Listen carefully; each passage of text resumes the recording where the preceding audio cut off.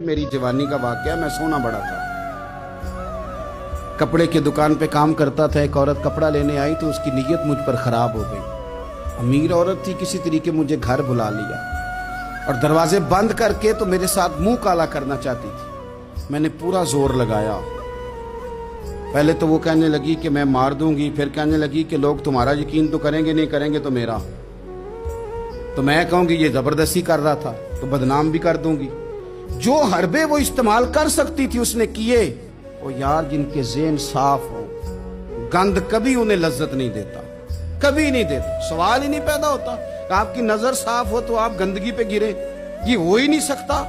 مومن ہمیشہ طیب اور حلال کو پسند کرتا ہے، حرام کی طرف نگاہ جاتی نہیں۔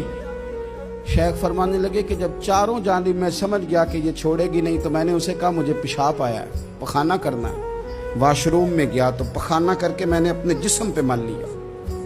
اس کی طرف آیا تو کہنے لگی تو پاگل ہے نہ، گندا بندہ، نکالو اسے گھر سے باہر۔ کہتے میں نے پلٹ کے دیکھا اس کی طرف، میں نے کہا کمال ہے نا، میرا تو جسم گندا ہے، تیرا تو دماغ گندا ہے۔ او حضرت سلطان باغ بولے اور بول کے فرمانے لگے دل کالے نالو منہ کالا چنگا، دل کالے نالو منہ کالا چنگا، پر جے کوئی رمز پچھانے۔ اگر تجھے سمجھ آ جائے نا دل کالے نالو منہ کالا چنگا۔ آپ فرمانے لگے مسلمان نوجوانوں، مجھ سے پوچھنے والوں، میں وہاں سے نکل آیا پاگل بن کے، گند مل کے، اور جب میں آیا ایک کنویں پہ غسل کیا اور میں نے کپڑے بدلے، دھویا اپنے آپ کو، گھر گیا، شکر ادا کیا، اللہ تیرا شکر ہے۔ کہتے ہیں غسل کیا، رات کو میں سویا تو خواب میں حضرت یوسف علیہ السلام کی زیارت ہوئی۔